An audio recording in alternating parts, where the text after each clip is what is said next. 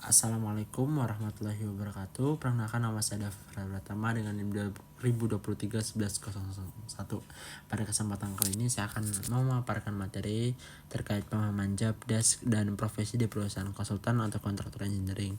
Nah, presentasi pada kesempatan kali ini membahas terkait peran dan tugas berbagai profesi yang terlibat dalam perusahaan konsultasi atau kontraktor engineering, guna untuk memberikan pemahaman yang lebih baik tentang dinamika kerja di dunia industri pada saat ini gitu. Nah, yang pertama yaitu profil perusahaan konsultan atau kontraktor engineering.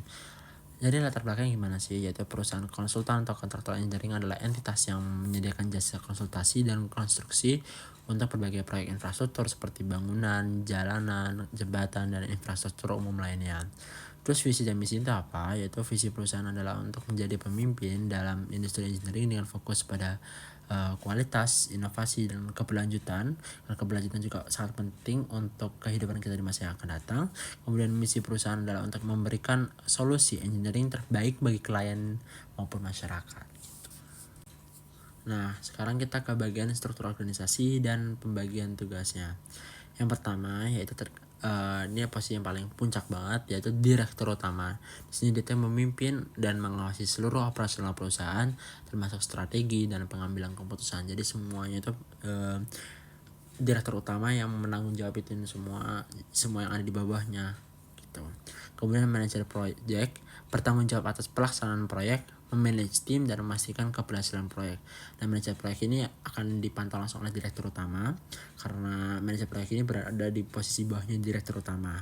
Tapi manajer proyek juga bertanggung jawab kepada yang bagian bawahnya gitu, seperti arsitek, desainer, engineer sipil, dan quantity surveyor. Nah, manajer proyek ini juga salah satu hal yang penting dalam tugas itu sangat penting dalam suatu proyek gitu. Kemudian arsitek atau desainer mendesain bangunan dan infrastruktur sesuai dengan kebutuhan klien. Jadi klien yang bisa pengen apa, nah arsitek dan desainer itu berfungsi untuk menjalankan apa yang diinginkan oleh klien tersebut agar bisa sesuai yang diinginkan dan proyeknya bisa selesai dengan hasil yang memuaskan. Maka dari itu arsitek atau desainer juga ini berada di urutan ketiga dalam struktur organisasi di suatu proyek gitu. Terus yang keempat adalah engineer sipil atau teknik sipil. Nah, teknik sipil ini biasanya kalau misalnya kita tahu tuh kan dia kayak lebih kayak hitung-hitungan dan bisa menjalankan proyeknya itu kalau misalnya udah diberikan desain dari arsitek atau desainer, seperti kayak dia itu mengimplementasikan ide kreatif yang dicetuskan oleh arsitek atau desainer gitu. Nah, selanjutnya kita lanjutkan juga ya dari yang saya paparkan itu tadi, engineer sipil itu juga melakukan perhitungan struktur, menganalisis tanah, dan mengawasi proses konstruksi. Nah, agar teknik sipil juga memastikan biar misal desain ini diimplementasikan apakah bahaya bagi lingkungan, apakah bahaya bagi keberlanjutan proyek ke depannya. Nah, adanya engineer sipil itu akan memperhitungkan semua risiko yang ada gitu. Dan yang terakhir yaitu quantity surveyor, itu menghitung biaya material dan tenaga kerja, membuat estimasi biaya proyek. Ini posisinya berada di paling bawah. Jadi quantity surveyor ini akan mengikuti arahan-arahan dari struktur organisasi yang ada di atasnya gitu. Jadi semakin bawah posisinya di sini tanggung jawab itu semakin kecil, tapi kalau semakin atas itu tanggung jawabnya semakin besar dan resiko-resiko yang akan dihadapi ke depan itu juga semakin besar gitu. Selanjutnya kita membahas terkait tugas dan tanggung jawab manajer proyek. Nah, ini kayak versi lebih detail dari yang saya jelaskan secara sekilas sebelumnya. Nah, yang pertama yaitu perencanaan proyek. Gimana sih dia itu ngapain aja? Membuat rencana proyek yang detail, mengatur jadwal, dan mengelola sumber daya yang ada. Kemudian pengelolaan timnya, dia itu memimpin dan memotivasi tim, mengkoordinasikan tugas, dan menyelesaikan konflik.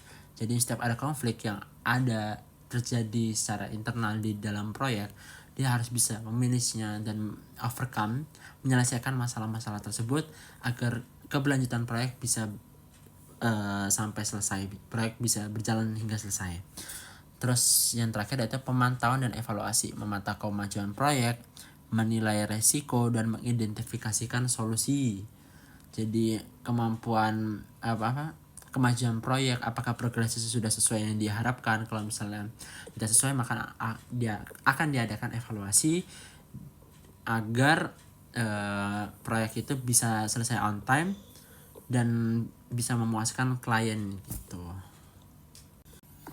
Nah, jadi konsep desain itu mengembangkan konsep desain sesuai dengan kebutuhan klien, membuat sketsa dan merancang denah bangunan. Di sini dia biasanya arsitek diminta untuk lebih kreatif dan bisa jadi membuat bangunan yang unik sehingga bisa menarik perhatian banyak orang nantinya pada saat proyeknya sudah selesai dijalankan. Kemudian pengembangan detail juga salah satu tanggung jawab dan tugas arsitek desainer, yaitu membuat detail desain termasuk material, finishing, dan spesifikasi teknik yang dibutuhkan gimana, kayak barang-barang apa aja sih yang dibutuhkan buat membentuk bangunan atau desain seperti yang diinginkan oleh arsitek ini gitu. Kemudian koordinasi dengan tim, berkolaborasi dengan engineer sipil atau teknik sipil dan kontraktor untuk memastikan kelancaran pelaksanaan proyek.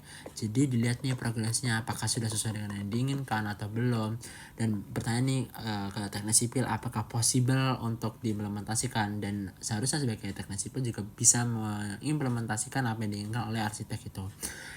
Jadi harus benar-benar bisa kerjasama yang baik lah gitu, menghitung resiko-resiko yang ada, mengimplementasikan barang-barang yang diinginkan agar memasang barang-barang yang diinginkan, barang-barang yang berkualitas, biar bangunannya itu bisa sesuai yang diharapkan oleh klien maupun arsiteknya gitu.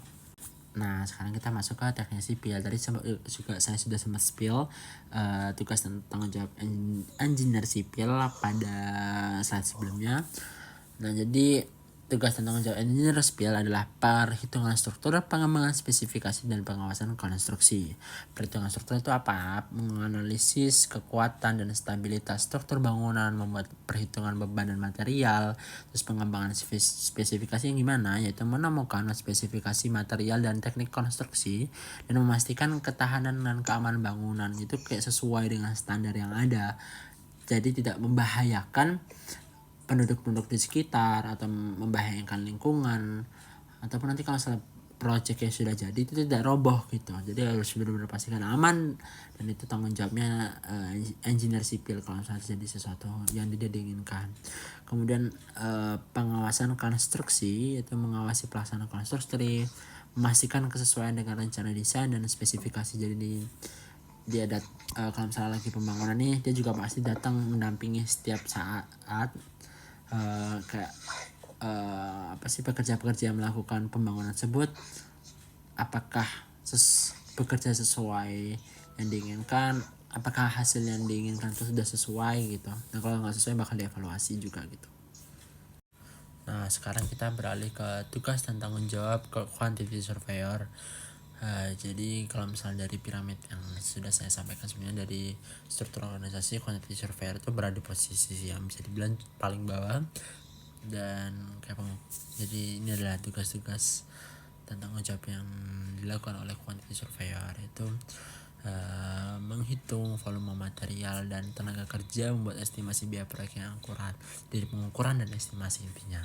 Yang kedua yaitu kontrol biaya, jadi memantau pengukuran pengeluaran proyek, mengendalikan biaya, dan mencari solusi untuk efisiensi. Jadi kalau misalnya ini misal butuh alat yang banyak atau alat yang dikit, kalau misalnya dengan bahan yang segini sudah bisa menghasilkan outcome yang baik dan cukup aman, bisa menggunakan hal itu aja. Jadi efisiensi biayanya lebih terjaga dan pengeluaran proyek itu enggak terlalu berlebihan di satu tempat aja. Misal kayak bisa membangun satu bagian mall gitu kan, terus di sisi kanannya doang nih yang pengeluaran biaya itu mahal banget.